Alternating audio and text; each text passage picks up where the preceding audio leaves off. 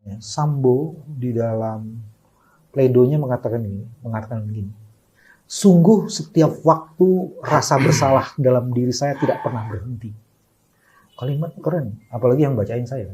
Iya, betul. Penyesalan mendalam atas timbulnya korban Yosua, atas luka bagi keluarga yang ditinggalkannya. Ada lanjutannya lagi. Yeah. Saya sungguh menyesali bahwa peristiwa pembunuhan yang terjadi terhadap almarhum Yosua telah menyeret mereka yang tidak terlibat dan tidak bersalah ke dalam ruang persidangan pidana. Mereka dituntut atas perbuatan dan kesalahan yang tidak mereka ketahui.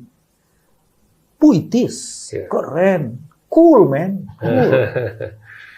Nggak yakin sama sungguhan. Justru saya minta maaf aja, saya juga tiba-tiba istri saya juga mengomentari ketika dia membacakan pledoinya.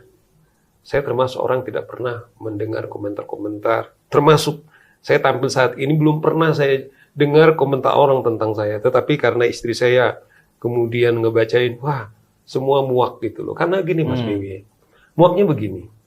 Di sisi lain dia telah mengakui dialah merekayasa soal pembunuhan Yosua. Yeah. Tetapi yang memalukan, dia juga minta dia dibebaskan gitu loh. Jadi ada kontradiksi. Dia bilang gini kan dia selalu bertanggung jawab gitu loh. Jadi kalau dia kemudian minta bertanggung jawab, termasuk polisi-polisi yang menghadapi obstruction of justice, kemudian dia juga minta dia dibebaskan. So, di mana moralnya? Yang saya bilang, banyak barangkali orang-orang baik, ya ada Mas yang lulusan mendapatkan adi makayasa gitu ya. Kemudian masa depannya kemudian habis karena dia telah dipecat. Kemudian saya tidak tahu berhenti 100 itu kan hanya dalam titik tertentu. Kita tidak tahu andaikan kemudian ini diteruskan berapa orang yang terlambat. Jadi saya pikir saya mengikuti publik mengikuti ya, saya pikir kembali kalaupun kita dianggap terlalu kejam, tetapi inilah ekspresi tanggung jawab kita tentang penghargaan kepada kemanusiaan. Jadi menurut saya itu olok-olok yang dipertontonkan. Saya pikir bahasa Mas Bewi adalah puitis, tapi adalah kembali masih dikemas untuk memanggil simpati tentang siapa dia sendiri gitu Mas. Jadi kemampuan dia merumuskan kata-kata tak bisa menggelapkan sisi kemanusiaan dan fakta persidangan yang sebagian besarnya sudah terungkap. Ya. Terkait dengan subjek hukum penyelenggara negara, termasuk Sambo ini kan penyelenggara negara dia. Yes. Harusnya dia proaktif melakukan pemeriksaan terkait itu. Karena dugaan dan fakta-faktanya cukup banyak. Tapi yang saya dengar belum ada. Satu, uang. Ya. Terus yang kedua adalah terkait dengan perbuatan-perbuatan lain. Yang itu harusnya dituntaskan. Misalnya? Ketika masih menjabat, bisa jadi ada penyalahgunaan kewenangan atau perbuatan-perbuatan kejahatan lain, yang itu tentunya berkorelasi. Tapi faktanya seperti apa saya belum tahu ya Pak. Ya. Tentunya ini semua perlu dilihat dan dicermati, karena jangan-jangan itulah motifnya gitu, terjadi pembunuhan. Ketika LPSK kemudian mau bertemu dengan Sambo, kan kemudian mereka disuguhkan uang yang cukup tebal. Ya. Betul. Dan saya pikir karena memang ini ada dugaan sudah penyuapan, saya kira itu jelas terang benderang dalam undang-undang korupsi, upaya penyuapan itu adalah delik gitu loh. Dan ternyata fakta banyak sekali judi online. Banyak, dan judi online itu adalah diorganisir oleh Satgas Merah Putih. Kemudian uangnya itu kita dibongkar harusnya kan. Artinya kalau kita tahu judi itu dilarang, polisi kemudian tahu judi itu di jalan, berarti kemudian jalan, berarti ada suap dong berjalan di sana. Baru kemudian uang yang dijanjikan kepada Eliezer yaitu 1 miliar atas prestasi dan juga 500 juta KRR dan Kuat. Tentu ini kan adalah di sekitar pembunuhan ini kan uang ke uang. Hotman Paris misalnya pernah ditawarkan dia bilang dibayar 5 miliar. Dia bilang nih, pasti ini Hotman ngomong sama saya, cuman belum sanggup dia menerima kasus yang karakter soal Sambo ini tidak siap di secara sosial.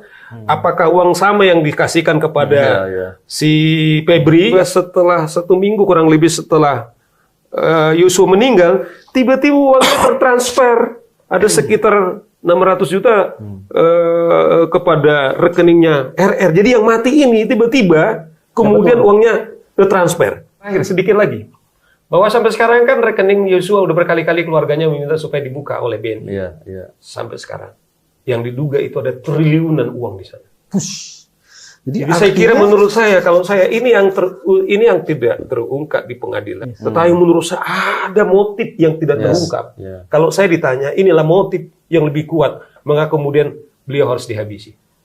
Wanita dipakai sebagai cover untuk menutup kasus ini, tapi di situ ada harta, dana, dan tahta di situ.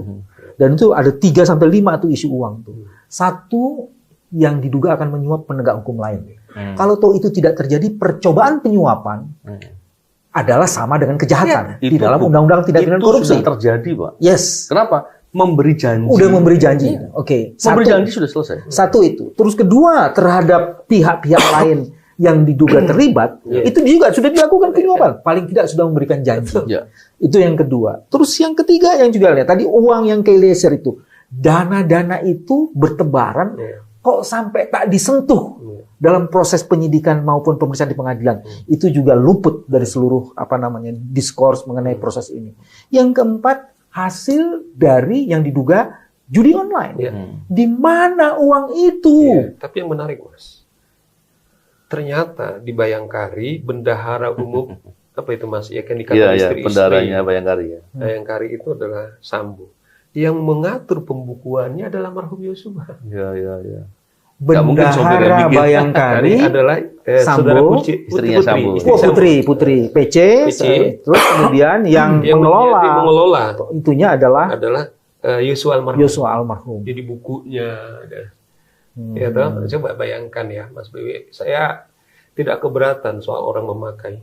Layak nggak seorang polisi aktif? Kamu bilang memakai apa? Nggak jelas. Ini makanya kan memakai, bayangkan hari-harinya pakai mobil Lexus, nggak tanggung 1-2 yang terlihat gitu loh kan. Kemudian menawarkan setelah mereka dieksekusi sekian miliar, membayar pengacara 5 miliar, kemudian memberikan. Dari mana uang seorang polisi? Minta maaf, nggak menghina kamu. Tapi Novel tidak merasa terhina. Ya udah, karena dia sekarang di kepolisian.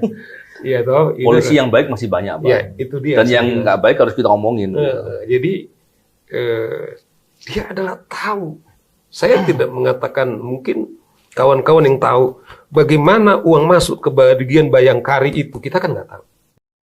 Terdakwa kasus dugaan pembunuhan berencana Nofriansyah Yosua Huta Barat Ferdi Sambo diperkirakan akan melawan dan membongkar pelanggaran yang dilakukan para perwira polisi jika sampai dijatuhi vonis mati dalam kasus tersebut.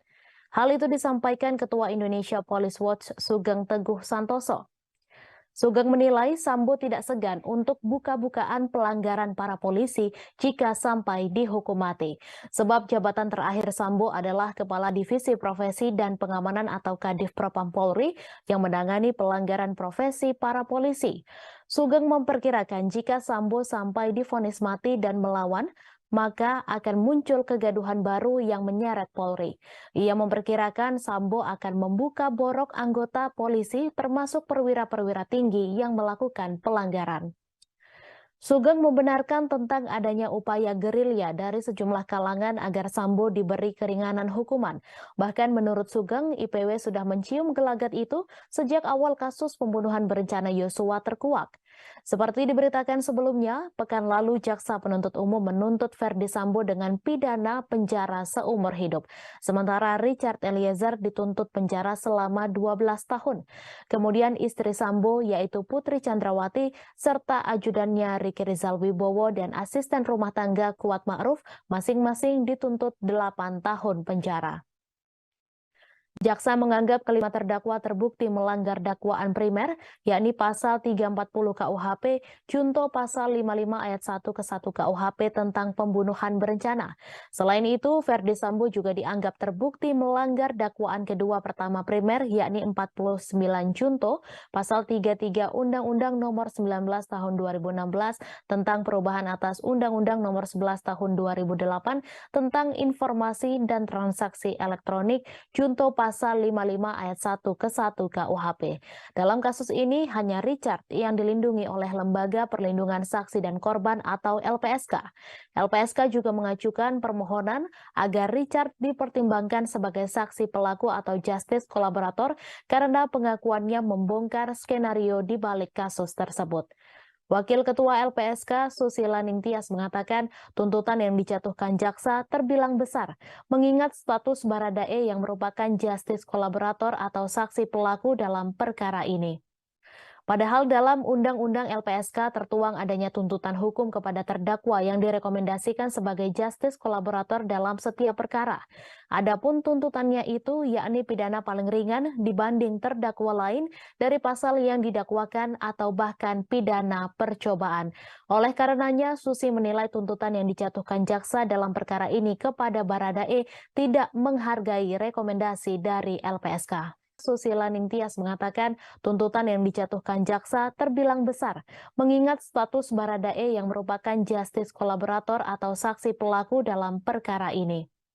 Padahal dalam Undang-Undang LPSK tertuang adanya tuntutan hukum kepada terdakwa yang direkomendasikan sebagai justice kolaborator dalam setiap perkara.